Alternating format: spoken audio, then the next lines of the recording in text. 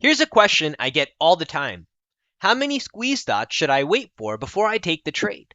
And honestly, I had the same question, and for years, I gave the same kind of vague answer that I think nearly everyone does. And I think they give this because, honestly, nobody knows. The answers typically stem from something like a few dots, or you'll know when you see it, or 5 dots, because 5 sounds like a nice round number. Neither of those are really answers, to be honest. So I went ahead and I finally tested this. I looked at every single squeeze across 615 stocks. This is over 22 years worth of data. And I simulated taking the trade at every single dot count. That means entering on the first dot versus entering on the second dot versus entering on the third dot, all the way up to 20 dots to try and see, is there any hidden edge here? That's over 800,000 entries, and what came back surprised me because the answer isn't really a number at all. How many dots is enough completely flips depending on one thing you already have sitting right there on your chart. So let me walk you through it because it changed how I look at a squeeze. And just so you know where I'm coming from, this is the type of stuff, the research that's already built inside of the Squeeze Setups platforms when we show you the exact slingshot squeeze and squeeze signals triggers that are actually on the board ready to go.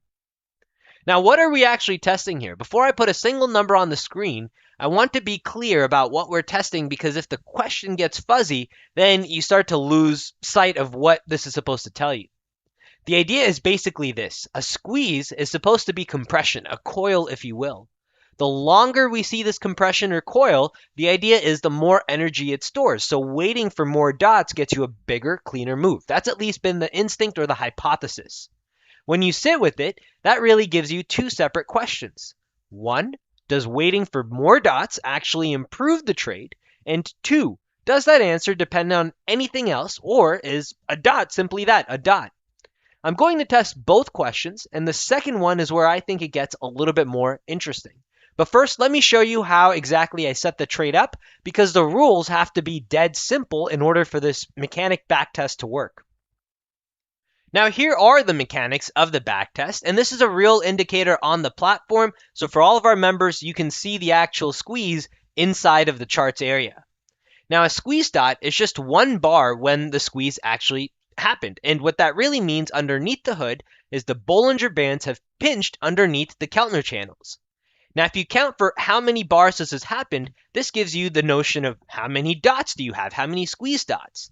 And if we take that one step further, that tells us how long this compression or coil has been building. Now, for this backtest, I tried to make it as simple as I could.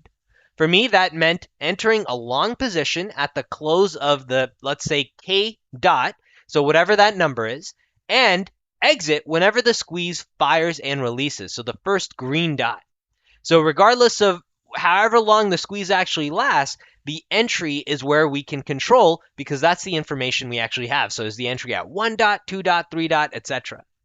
So if I'm testing for, say, waiting for 5 dots, I get in at the close of the 5th dot in a row, and I hold all the way until this squeeze fires. Now we use the same exit every single time. The only thing I'm changing is how long I waited to get in, which is the number of dots. No other judgment calls baked in.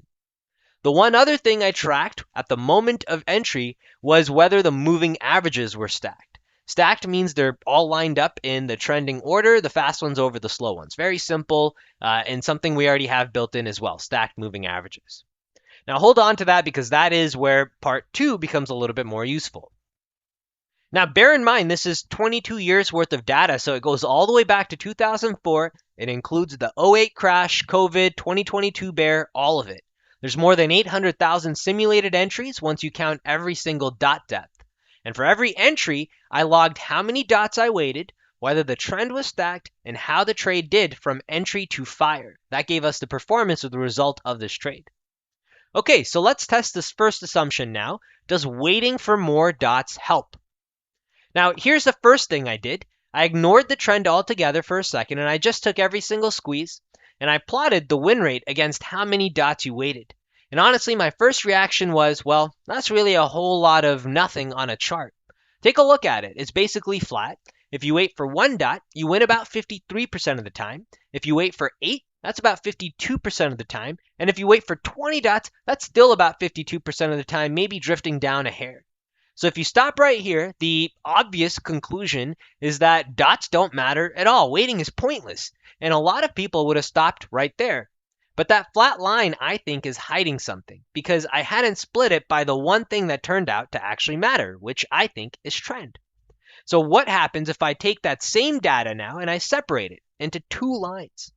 Trades where the trend was stacked at the entry and trades where it wasn't. The not stacked line, the one with no trend behind it, that's your flat line. It sits at 52% at every single dot count, and if anything, it drifts down the longer you wait. So without the trend, the dots really are noise, and waiting actually costs you a little bit. But the stacked line, just watch it. It climbs 55% at the first dot, 58 by the fifth dot, almost 60% by the eighth dot, and it settles up around that 60-61% mark. So waiting from 1 dot to 8 in a stacked trend, that helps get a jump from 55 to a 60% win rate. So that's what I think gives you the real edge here. If you look at these two lines, they start close, but they start to fan apart. With the trend, every dot you wait is another piece of confirmation of price coiling, but the trend is still tightening. Without it, you're just waiting. Now, I want to be careful here because there's an easy way to misread this. You might think, okay, stack just means uptrend and uptrends go up, so of course it wins more. But that's not really what this is saying. It's not that stacked is good and not stacked is bad. It's that the dots only do work when the trend is there. The win rate climbs almost half a point for every dot you wait when you're stacked. And it flat out does not climb at all when you're not. The slopes don't even overlap.